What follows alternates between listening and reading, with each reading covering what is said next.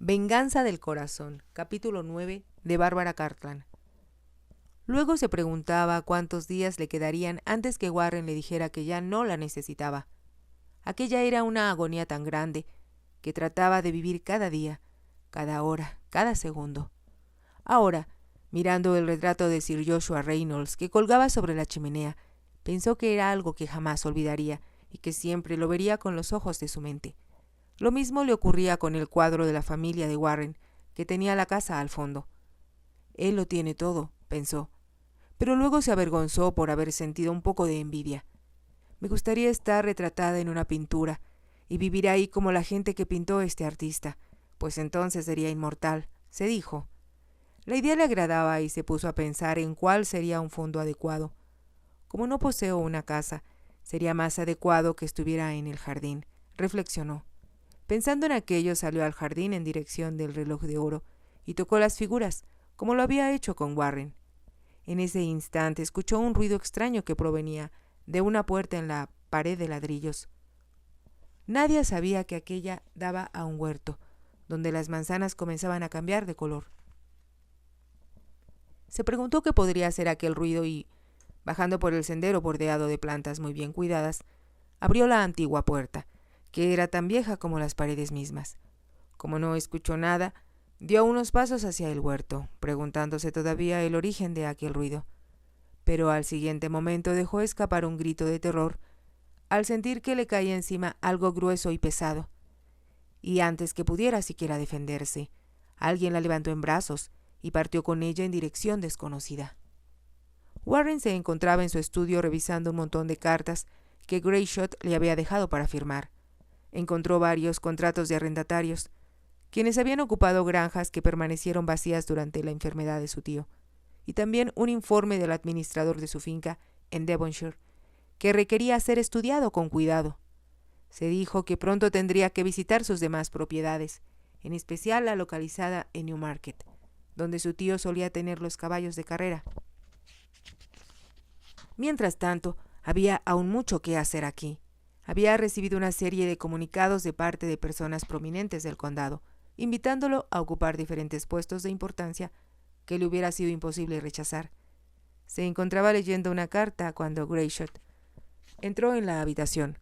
Levantó la mirada y escuchó decir al secretario: «Milord, acabo de hablar con el veterinario, y él me confirmó que, tal como sospeché, el veneno que se le inyectó a los chocolates provino de esta casa». Warren arrugó el ceño. Se había molestado mucho cuando el secretario le sugirió esa posibilidad. Aparentemente, a su tío le desagradaba darle un tiro a los perros o los caballos que eran demasiado viejos para seguir viviendo, y él mismo se encargaba de ponerlos a dormir. Por lo tanto, había convencido al veterinario para que le consiguiera un veneno, tan fuerte y tan rápido, que hiciera que el animal muriera casi inmediatamente después de tomarlo. Lo primero que había intrigado a Warren era el preguntarse dónde había obtenido Magnolia un veneno con tanta rapidez.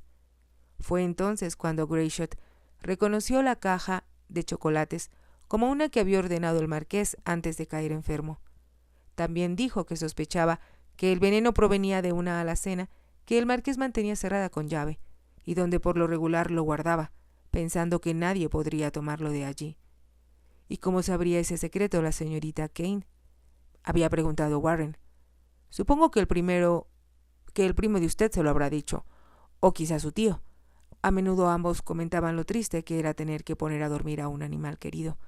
El secretario pensó por un momento y después añadió: «Recuerdo que, mientras la señorita Kane se encontraba aquí, el marqués le administró veneno a uno de los perros que estaba muy enfermo.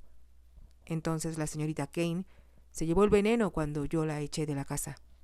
Greyshot había respondido después de una pausa. La cerradura de la alacena fue encontrada rota. No había nada más que decir. También Warren había insistido en una autopsia, cuyos resultados le entregaba ahora el secretario. Como eso confirmaba lo que ya sabía, se puso a revisar varias cartas que debía firmar. «Regreso por ellas en media hora, milord», dijo el secretario. Algunas de las cartas eran bastante largas, y Warren apenas había leído media docena cuando sintió que la puerta se abría de nuevo, y dijo sin levantar la cabeza: «¿Vino demasiado pronto, Greyshot?». Pero no obtuvo respuesta. Levantó la mirada y se quedó mudo de asombro. Era Magnolia quien había entrado en la habitación. Ya se había quitado el luto y vestía de manera muy provocativa. Llevaba puesto un vestido muy elaborado, de chifón, rosado, adornado con encaje, el cual la hacía verse más exótica que de costumbre. El ancho sombrero estaba adornado con flores y cintas del mismo color. Por un momento Warren se le quedó mirando. Entonces se puso de pie lentamente, con perezosa actitud.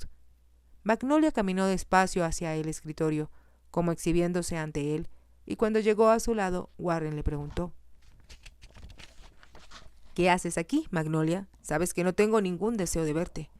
«Pero yo sí deseo verte a ti, mi querido Warren», respondió Magnolia.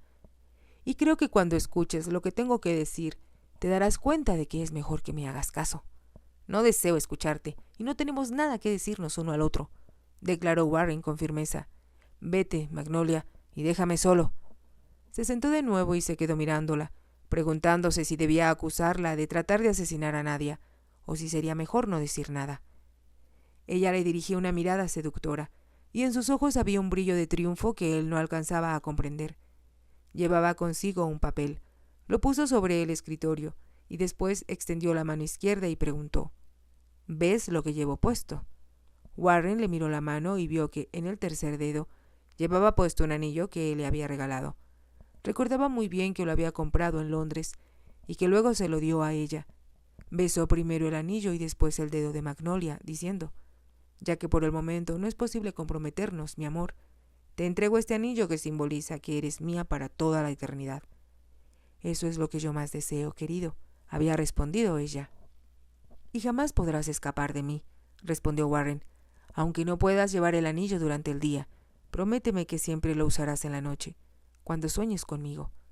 Sabes que así lo haré». Ella había mirado el anillo y enseguida levantó los labios para que Warren la besara apasionadamente, hasta que ambos quedaron sin aliento. Ahora el recuerdo de todo aquello hizo que Warren se sintiera mal y exclamó con voz dura: «Te dije que te marcharas. Si no lo haces, voy a llamar a los sirvientes para que te echen». «Dudo que lo hagas, después de que escuches lo que tengo que decir», respondió Magnolia. Levantó el papel que había dejado sobre el escritorio y dijo en un tono que él no entendió: «Tengo aquí una licencia matrimonial a nombre tuyo y mío». «¿De qué diablos estás hablando?», exclamó Warren. «No será fácil casarnos de inmediato», contestó Magnolia. «Hice averiguaciones, y el vicario se encuentra en su casa en estos momentos». «Creo que te has vuelto loca», respondió él. «Jamás me casaría contigo». Habló con violencia, porque su ira iba en aumento, pero Magnolia permaneció impávida. Se limitó a poner la licencia matrimonial ante los ojos de él al contestar: «Si no te casas conmigo, esa mujer a la que llamas tu prometida morirá». Warren pareció petrificado por un momento, y después preguntó, haciendo un gran esfuerzo para parecer tranquilo: «Me gustaría saber exactamente qué es lo que quieres decir con eso». «Quiero decir», respondió Magnolia, «que ella ha sido llevada a un lugar donde tú jamás la encontrarás y donde morirá de hambre si no te casas conmigo». Por un momento reinó el silencio. «No te creo», exclamó Warren. Magnolia lo miró por debajo de sus pestañas y sonrió, haciendo que toda la situación pareciera más horrible aún. Él sabía que ella estaba tratando de ser seductora con la mayor deliberación, pues confiaba en que él no podría dejar de responder.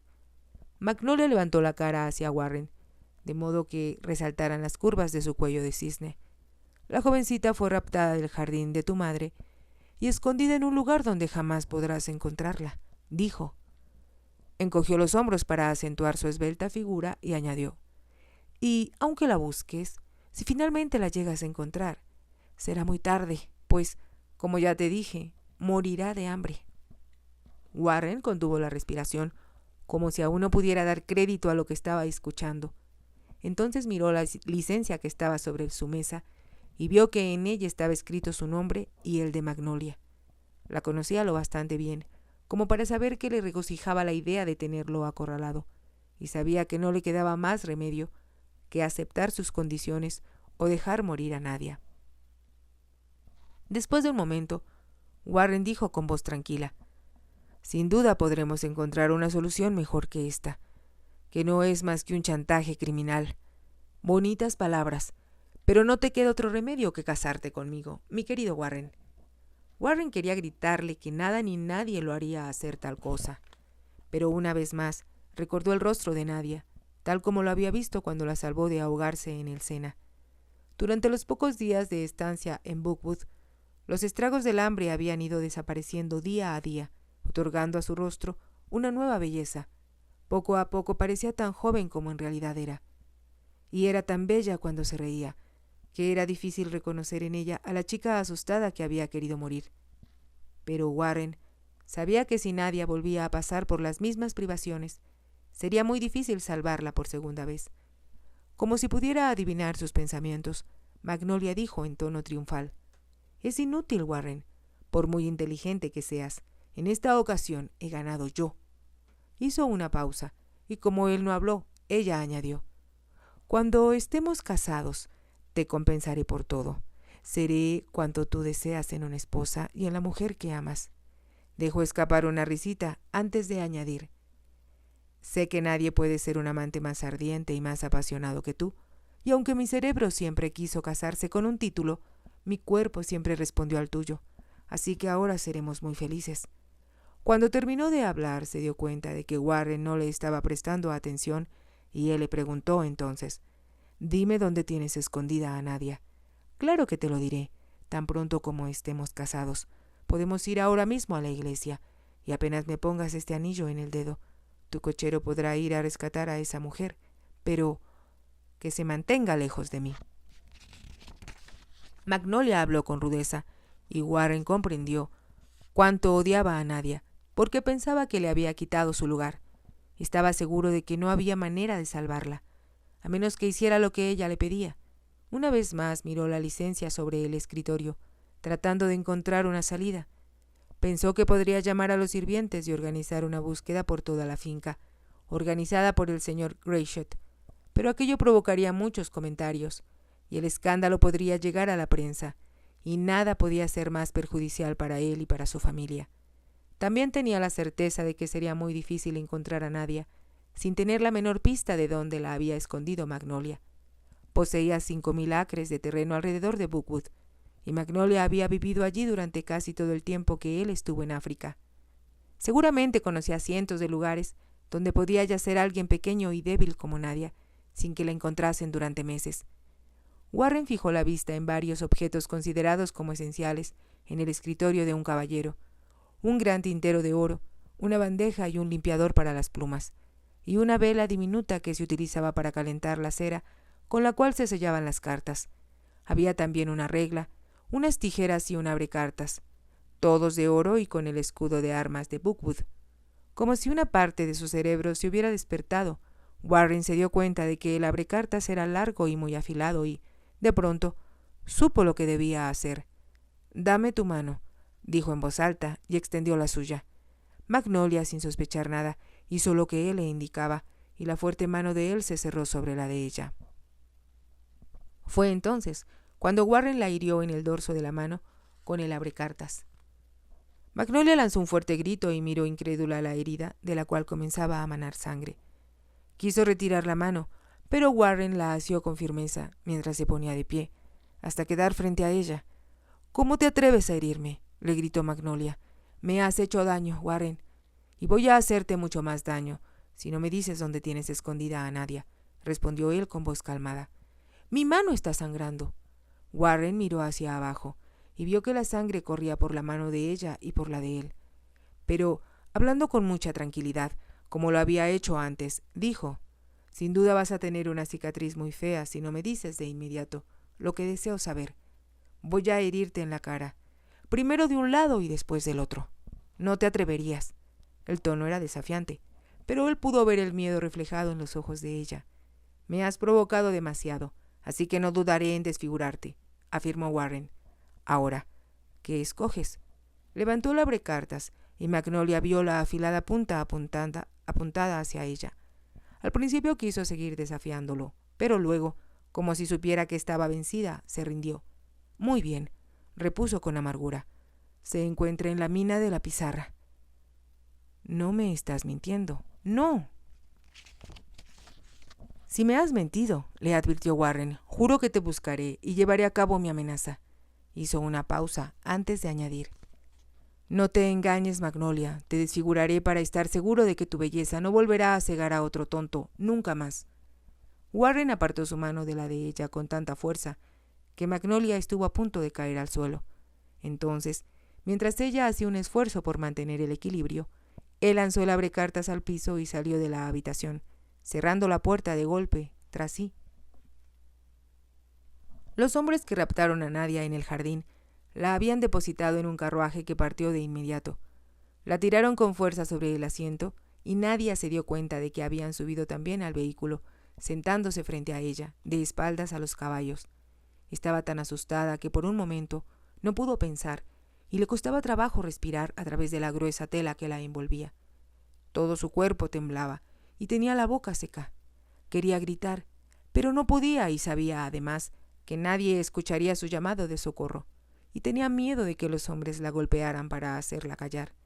Como pensaba que eran los mismos que la habían perseguido a ella y a su madre a través de toda Europa, deseó morir, pues sentía que no sería capaz de soportar lo que la esperaba sin volverse loca. «Déjame morir, Dios mío, por favor, déjame morir», murmuró para sí, pero a la vez le suplicó a Warren: «Sálvame, sálvame». Pero comprendió que él no podría salvarla y que debía encontrar la manera de morir antes que aquellos hombres la mataran de una forma lenta y dolorosa. Tenía tanto miedo que sentía cómo sus dientes castañaban y cómo las lágrimas le corrían por las mejillas. De pronto escuchó que uno de los hombres preguntaba: «¿Falta mucho?». «No», respondió el otro, «ya casi llegamos». Fue en ese momento cuando Nadia sintió un alivio casi tan grande como si la hubieran dejado libre. No cabría duda de que aquellos hombres eran ingleses y ella había temido algo muy diferente. Sus secuestradores, sin duda, habían sido enviados por Magnolia Kane. Todo cambió para ella y estuvo segura de que Warren la salvaría. Estaba tan confiada que, una vez más, le rogó que viniera a salvarla, sintiendo como si sus palabras volaran hacia él con ligeras alas. «Sálvame, sálvame». Al decir eso comprendió que lo amaba desde hacía mucho tiempo, pero no se había dado cuenta de que aquello era amor. Había sentido una alegría indescriptible cuando cabalgaba con él, cuando conversaban y, cada vez que él entraba en la habitación, su corazón volaba hacia Warren, porque experimentaba la magnética fuerza de su varonil presencia. «Lo amo», se dijo, «lo amo, pero no soy nada para él, excepto alguien a quien ha contratado para ayudarlo a deshacerse de esa horrible y malvada mujer». Casi sin pensarlo, su llamado a Warren se convirtió en una oración de gratitud hacia Dios, porque él no se había casado con Magnolia y no la deseaba ya como esposa. ¿Cómo iba a hacerlo si ella había intentado cometer un asesinato y solo había fallado por la casual intervención de un perro glotón? Nadie sabía y había pasado toda la noche sintiendo que el horror de lo ocurrido pesaba como una fría losa que le oprimía el corazón. No fue sino hasta que un día después, al salir a visitar las granjas en compañía de Warren, cuando aquella angustia desapareció, pues con él podía olvidarlo todo. Ahora sabía que Magnolia estaba tratando de matarla una vez más y que Warren era la única persona capaz de salvarla. «Sálvame, sálvame», gritó de nuevo para sí misma, pero tenía miedo de que los hombres le dispararan o la apuñalearan antes que Warren pudiera llegar a ella. Pero, como era muy inteligente, Nadia dedujo que si la intención de aquellos hombres fuera matarla, lo hubieran hecho en el jardín, sin necesidad de llevársela consigo. Su única alternativa, pensó, era arrojarla en una profunda barranca o encerrarla en algún sitio para dejarla morir de hambre. Todo aquello era aterrador, excepto por un pequeño rayo de esperanza de que Warren descubriera el plan de Magnolia antes que fuera demasiado tarde. Era como una batalla entre los dos, una batalla entre dos personas cuyo amor se había convertido en odio. El carruaje se detuvo y Nadia escuchó decir a uno de los hombres: «Hemos llegado, pero no tengas tanta prisa. Primero tenemos que abrir la puerta». Se bajaron del coche y Nadia comprendió que la habían dejado sola. Hubo un largo silencio hasta que uno de los caballos sacudió la cabeza, haciendo sonar las campanitas, y el cochero se aclaró la garganta. Nadia se preguntó si sería posible librarse de la frazada que la cubría de la cabeza hasta más abajo de las rodillas, pero tenía miedo de que, si se movía, el cochero llamara a los demás mucho antes que ella pudiera abandonar el vehículo. Entonces quizá la golpearan hasta dejarla inconsciente. Tengo miedo. Oh Dios, tengo mucho miedo. Una vez más, llamó a Warren. Sálvame. Yo te amo, sálvame. Repitió las palabras en silencio, una y otra vez. Pensó que si la eliminaban a ella, Magnolia encontraría alguna treta para obligarlo a casarse, y si Warren se negaba, quizá pudiera hacerle daño a él también. Ella es despiadada y está loca, pensó Nadia. De pronto, con un sobresalto en el corazón, sintió las voces de los dos hombres que se acercaban. Si te ha gustado, te invito a que te suscribas, a que me regales un me gusta y actives la campanita para que escuches el final de esta historia. Gracias.